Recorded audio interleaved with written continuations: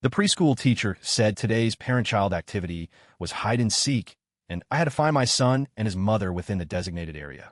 But then my son called me from the playground, telling me he couldn't find his mom. At first, I thought he was joking. Leo, sweetie, did mom just find a really good hiding spot? Is she playing a game with you? I asked with a laugh. No, Ms. Davis said Mommy and Mr. Vance disappeared a long time ago. Mr. Vance? My voice turned cold. My son's innocent voice came through the phone. Julian Vance. Mommy says he's the handsomest of all the grown-ups. I suddenly remembered him. The man who always dropped his daughter off in an impeccably tailored suit. The Windsor not on his tie done, just so. His 4-year-old daughter was in my son's class. And I'd met his wife, a delicate, beautiful woman. Leo, tell Daddy, how long did the teachers say they were gone? I asked, fighting down a wave of anxiety. Like, the whole field trip, he answered in his little kid voice. About half an hour. I'm on my way, buddy. I hung up. A glance at my watch, 11:48 a.m. 20 minutes later, my car screeched to a halt in front of the preschool. Mr. Hayes, I'm so glad you're here. The teacher rushed over the moment she saw me. Your wife and Mr. Vance are both missing. We've been looking everywhere. Take me to the staff lounge. I cut her off. Micah was screaming at me. If something was going to happen, the staff lounge was the place. The teacher opened her mouth, then closed it. Take me, I said, my voice ice. She had no choice but to nod and lead the way. When she pushed open the door to the lounge, the room was pitch black. I fumbled along the wall for the switch. The moment the lights flooded the room, the scene that greeted me sent a chill straight to my core. Chloe and Julian Vance were on the sofa, locked in a passionate kiss. Her clothes were disheveled, her face flushed. They flew apart at the sound. When Chloe saw me, her face went ghost white. Ethan. She scrambled to fix her clothes. It's not what you think. Vance, however, was remarkably composed. He stood, adjusted his tie, and said, Mr. Hayes, I apologize you had to see this. I stared at them, silent. Rage was a wildfire in my chest, but I knew I couldn't lose control. Not here, not at the preschool with my son just outside. Ms. Davis, I said to the teacher behind me, could you please take my son to the playground for a few minutes? Once she was gone, I turned my gaze back to Chloe. Is this how you play hide and seek with our son? Her face was ashen, her eyes welling up. Ethan, let me explain. Explain what? How you ended up making out with a married man in here. I scoffed. Or how you just left our 5-year-old son stranded outside.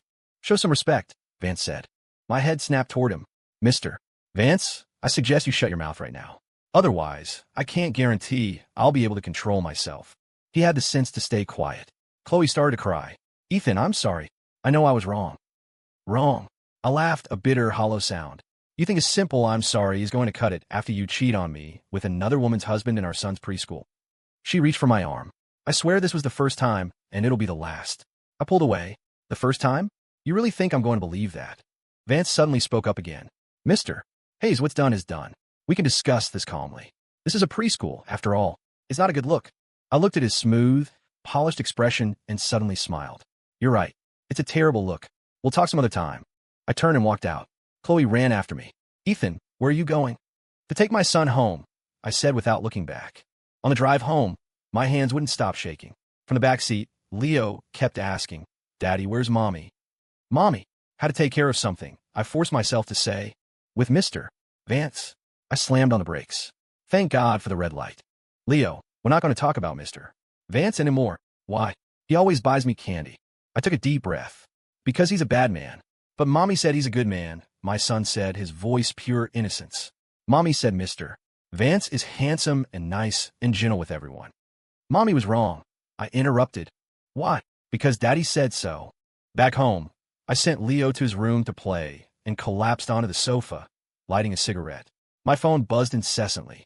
A stream of texts from Chloe. Ethan, please just answer the phone. I'm so sorry. I know I messed up. Just give me a chance to explain. Calm down. We can talk this out. I didn't reply to a single one. The image from the staff lounge played on a loop in my head. The woman I had loved for 10 years, kissing another man at our son's school. A married man. I stubbed out the cigarette, picked up my phone, and opened my photos. I found the parent group photo Chloe had sent me a few months back and zoomed in on Julian Vance's face. Handsome features, a gentle smile. Exactly the type women fall for. But looking at him now, all I felt was disgust. Leo yelled from his room, Daddy, I'm hungry. I realized it was long past lunchtime. Daddy will order something from DoorDash. After placing the order, I opened my laptop and started Googling Julian Vance. Partner at an investment firm, very successful. His social media was filled with pictures of him and his wife. They looked like the perfect, happy family. But in reality, he was the kind of man who'd cheat with another man's wife in a preschool staff lounge. I dug deeper. Soon, I found something interesting. His previous company was acquired after running into financial trouble. And the doorbell rang. The food delivery. Leo, come and eat. My son came running out. When is Mommy coming home? I paused for a moment. I don't know. I miss Mommy, he said, his head hanging low. I forced a smile. It's okay, Daddy's here with you. Watching my son eat? A terrible question hit me. If Chloe and I got divorced, what would happen to Leo? He was only 5. He needed his mother. But how could I ever forgive her betrayal? As I was thinking, my phone rang again. It was her. I answered. Ethan. Her voice was thick with tears. If you have something to say, say it. Please just let me come home. We can talk. Talk about what? How you betrayed me. I know I was wrong. I swear it will never happen again. And you think I'll ever believe you again? Ethan, for Leo's sake. I scoffed. Where was Leo when you were in that staff lounge? The other end went silent. I continued. Do you know who told me you were missing? Your son. She broke down completely, sobbing hysterically. I'm sorry. I'm so sorry. I know I was wrong. Come home, I said. Her crying stopped. Really? Yeah. Pack your bags and come straight here. Ethan. Her voice was filled with a fragile hope. Have you forgiven me? You'll find out when you get here. I hung up and stood. Leo looked up at me. Daddy, is Mommy coming back? Yeah. I ruffled his hair. Finish your food and then take a nap, okay? He nodded. Once Leo was asleep, I went into my study. I opened the safe and took out a stack of documents. Our prenup. I'd insisted on it back then, and she'd told me I wasn't being romantic. Now it looked like the smartest thing I'd ever done. According to the agreement, in the event of a divorce, the house and the majority of our assets belonged to me. Furthermore, if the marriage ended due to infidelity, the unfaithful party would relinquish all custody rights. I took a picture of the document and sent it to my associate. Prep the divorce papers. He replied instantly. Ethan, do you need us to gather evidence? No need. I already have it. In the staff lounge, I had secretly recorded a video on my phone. It was only a few seconds long, but it was more than enough. Putting my phone down, I went back to my laptop and continued digging into Julian Vance. The more I looked, the more interesting things I found. His company was preparing for an IPO, and as a partner, he held a significant amount of shares. If a scandal about him were to break right now, a cold smile spread across my face. Just then, I heard a car pull up outside. I looked out the window and saw Chloe's car. I took a deep breath, schooling my expression. A moment later, the doorbell rang. I opened it. Chloe stood there, her eyes red and swollen from crying. Ethan, she started, moving to throw herself at me. I took a step back. Put your bags down and wait for me in the study. She froze, but then nodded meekly. Okay. When she was in the study, I pulled out my phone. Sit. She sat down nervously. Ethan, I cut her off. Look at this. I held the phone in front of her. The video of her and Julian Vance in the staff lounge played on the screen. Her face drained of all color.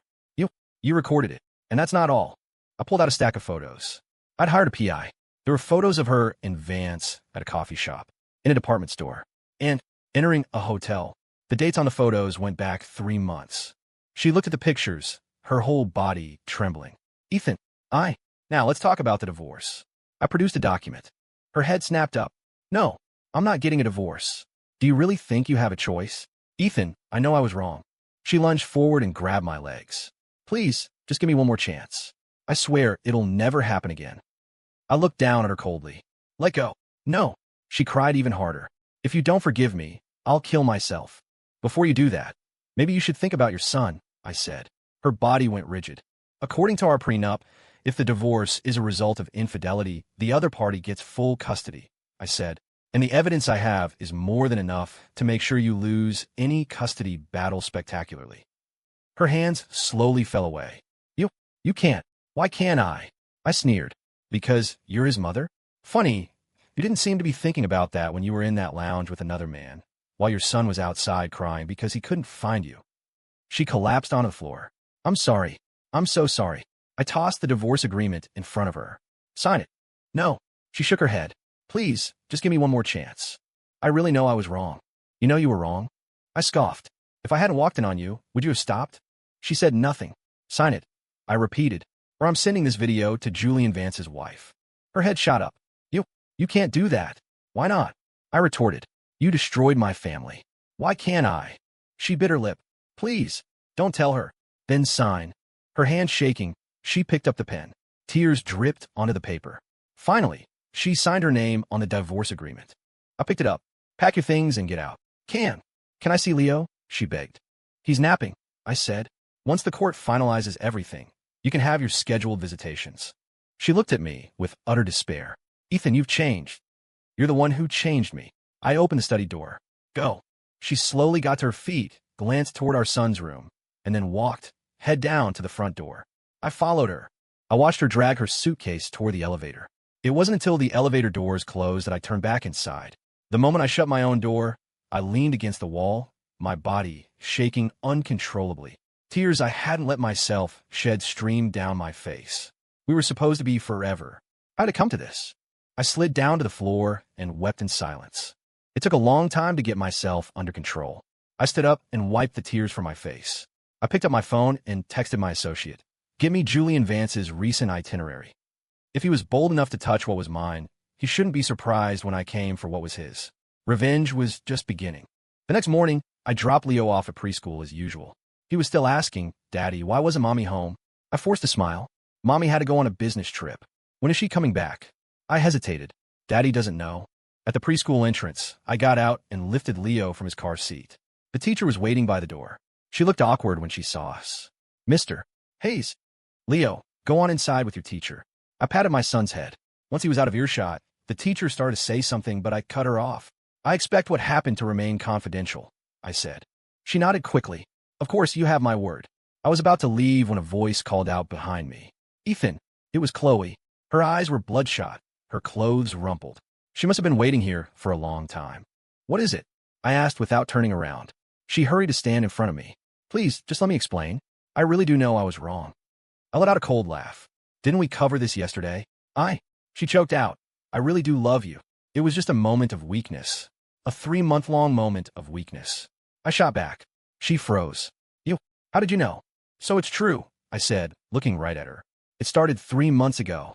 She bit her lip, tears streaming down her face. I'm sorry. I really know I was wrong.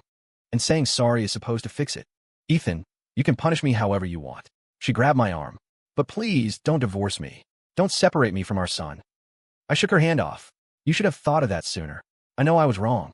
She fell to her knees on the pavement. Please, just forgive me this one time. Other parents were starting to stare. I crouched down, lowered my voice. Do you want our son to find out his mother was on her knees in the preschool parking lot, begging his father to forgive her for cheating? A tremor ran through her body, and she slowly got to her feet. I told you when you signed the papers. You'll get your scheduled visitations after the court order. I turned and walked away. Ethan, she yelled after me. You can't do this to me. I got in my car without a second glance. In the rearview mirror, I could see her standing there, weeping. I felt nothing. When I got to my office, my associate was waiting for me. Ethan, I have the full file on Julian Vance. I nodded. Go on. His firm has a roadshow next week for their IPO, he said, and they're currently in talks with a major investment group for a partnership. Perfect timing, I said with a sneer. What's the plan? We wait, I said. Just a little longer. I didn't just want to ruin his IPO. I wanted to destroy his reputation. All day, Chloe bombarded me with texts. Ethan, please give me a chance. I really know I was wrong. Think about Leo. I'll do anything you want. I ignored them all. Until late in the afternoon, a new one came through. I'm downstairs. I walked to the window. Sure enough, there she was, standing in front of the office building. My associate came in. Ethan, security called. They said your wife is downstairs asking for you. Ignore her. A few minutes later, my phone rang. It was her again. What? Ethan, I've calmed down. Her voice was steady. Can we please just talk? There's nothing to talk about. Then why haven't you sent the video to Julian's wife? She asked. I was taken aback for a second. You still care about me, don't you? Her voice had a hopeful edge. Ethan, please give me one more chance. I promise I'll never do it again. You think this is about me, caring? I laughed coldly. I just think that would be too easy for you. Silence on the other end. What?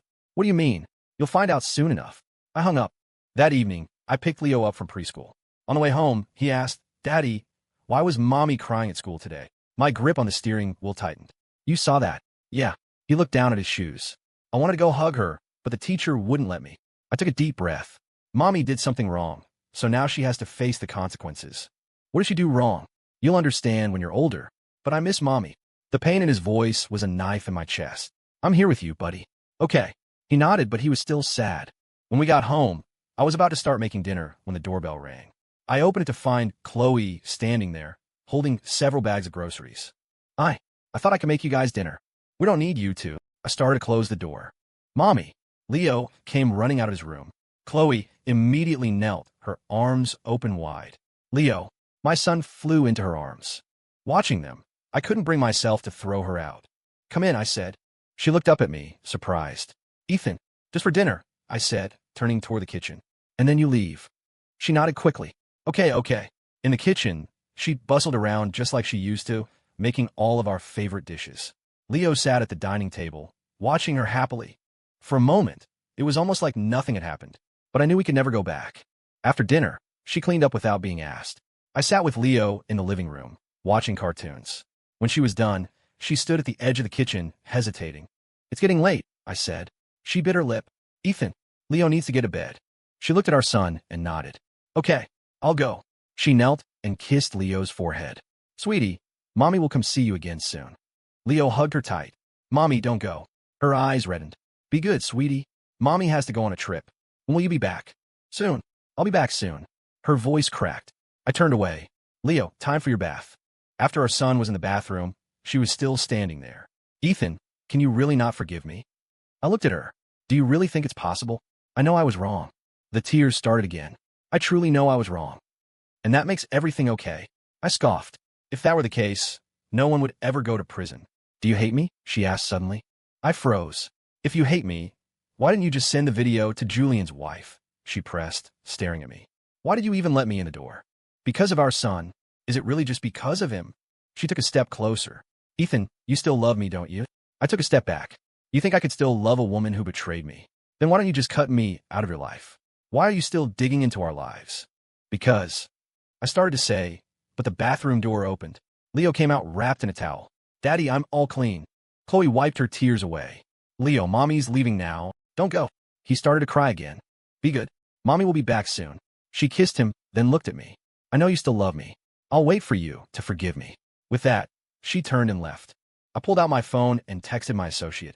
Is everything arranged? The reply came quickly. All set. Our people will be at the roadshow tomorrow. I put the phone down. Chloe, did you really think I was going soft? No. I was just setting the stage to make you both lose, even more spectacularly.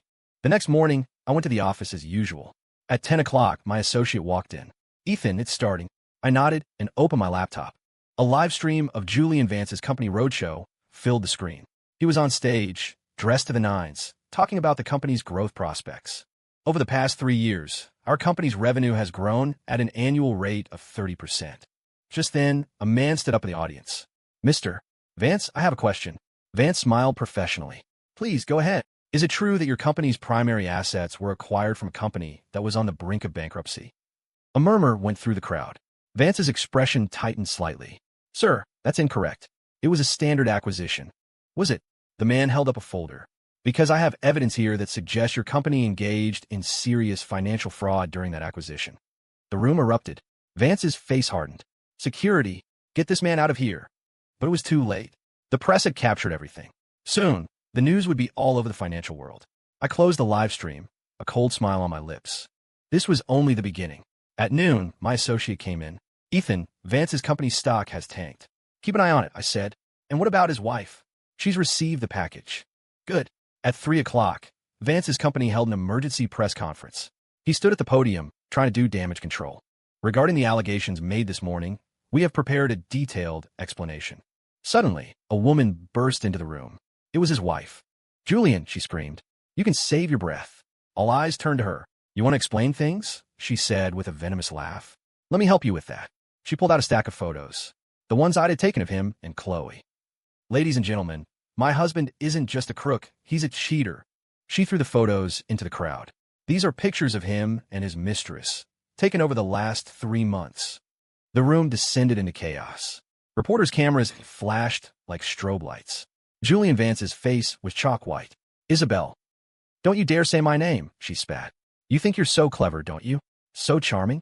Well, get ready to lose everything. She turned and stormed out, leaving Vance on the stage, a public spectacle. I closed the live stream and picked up my phone. Soon, the news would be everywhere online. By then, he wouldn't just have lost his company. He'd be a social pariah. Just then, my phone rang. It was Chloe. You did this? Her voice was shaking. Did what? I asked innocently. Julian's company, she screamed. This is your revenge, isn't it? What did you expect? I sneered. Did you really think I'd gone soft? She suddenly laughed, a broken, hysterical sound. So you never cared about getting me back. This was all just revenge. Took you long enough to figure it out. Ethan, you're cruel. She sobbed. Do you have any idea what's happened to Julian? What's happened to him? I cut her off. Is his reputation ruined? Did he lose his job? Is his wife divorcing him? She was silent. That's the price, I said. Weren't you two so happy together? Why don't you go be happy now? You're insane, she shrieked. This is all about revenge. You never loved me. You're right. This is revenge, I said coldly. What's the matter? Feeling sorry for your lover. You? She seethed. You'll regret this. Regret? I scoffed.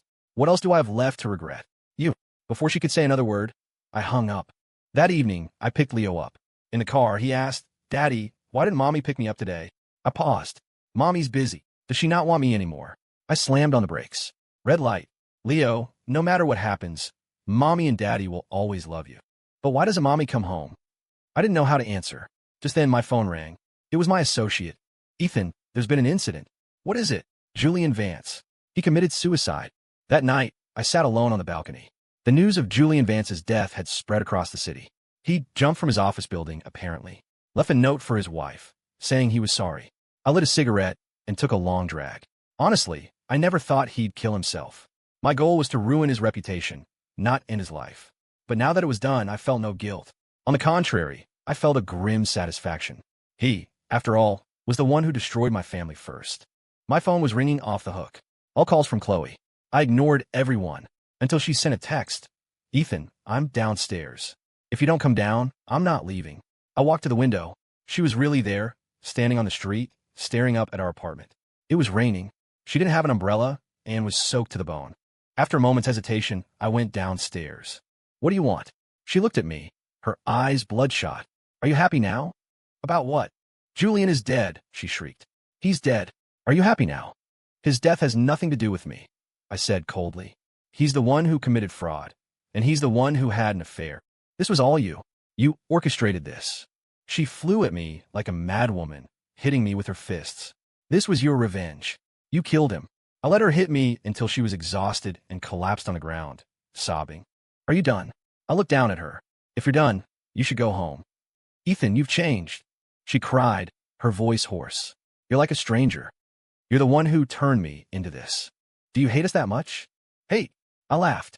You're not worth my hatred. She looked stunned. What do you mean? If I hated you, I wouldn't have gone to all this trouble, I said, crouching down to look her in the eyes.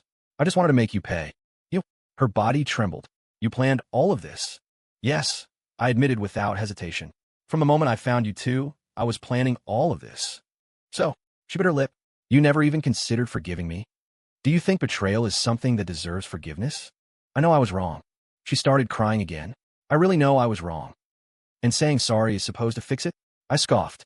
If that were the case, no one would ever go to prison. What do you want from me? She asked, her voice filled with despair. What do I want? I stood up. I want you to pay. Julian has paid his price. Now it's your turn. Her head snapped up. What does that mean? You'll find out soon enough. With that, I turned and went back inside. Back in the apartment, Leo was still asleep. I quietly closed his bedroom door, took out my phone, and texted my associate. Begin. The next day, a video went viral online. It was the one I'd taken in the preschool staff lounge. Though the faces were blurred, anyone with half a brain could tell the man was the recently deceased Julian Vance. The comments section exploded. OMG, is this why he killed himself? This woman is shameless. Doing this in preschool? That's disgusting. Julian Vance got what he deserved. Who was the woman? Someone find out. It didn't take long for people to identify Chloe. Her social media was flooded with hateful comments. People were sharing her photos everywhere, captioning them with file names. Someone even found out where she worked. The scandal grew bigger and bigger. At noon, Leo's teacher called me. Mister, Hayes, this story is all over the school. I know, I said. Please just look after Leo. Of course, she said, then paused. Your wife. We're divorced. Oh, she didn't seem to know what else to say. I hung up and looked out the window. This was only the beginning. That evening, Chloe came to find me again, this time in my office building. She looked haggard, her eyes swollen like peaches. You're the one who released the video? I nodded. Yes. Do you hate me this much? She asked, her eyes red. Do you have to completely destroy my reputation?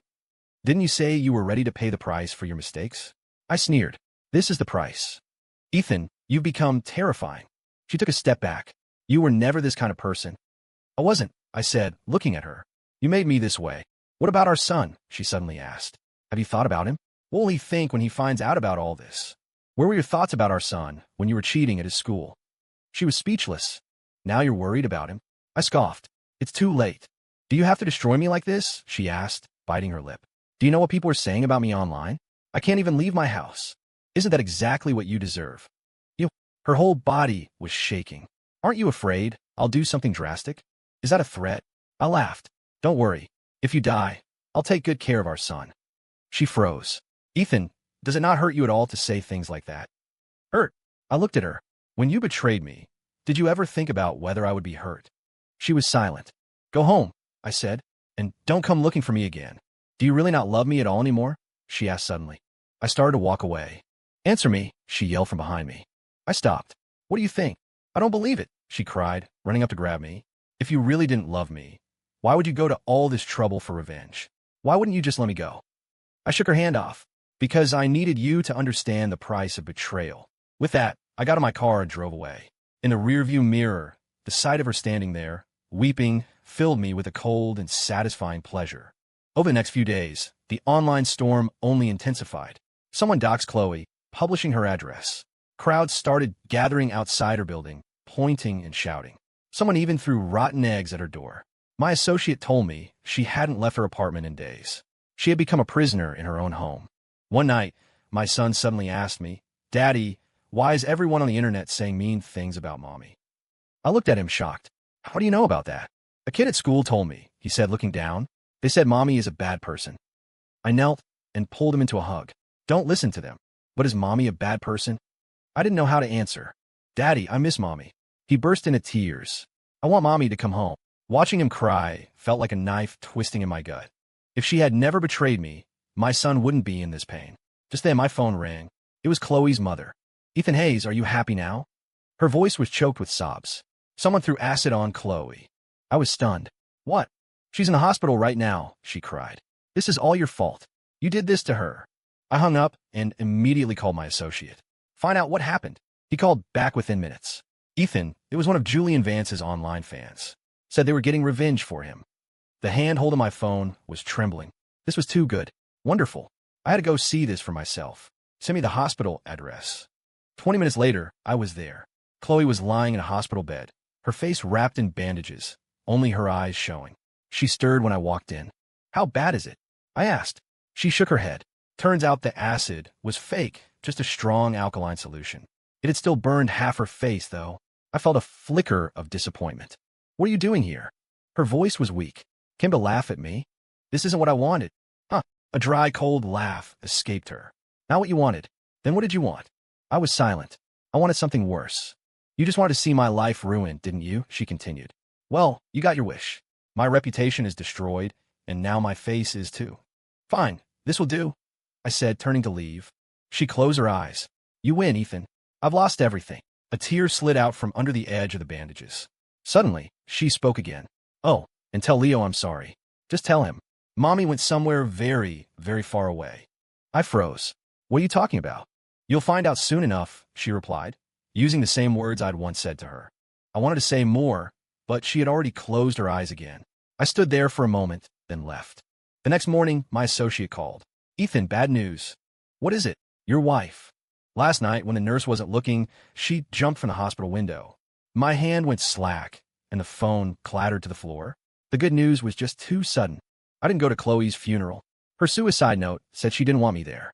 It also said she'd fallen for Julian Vance because he reminded her of the man I used to be.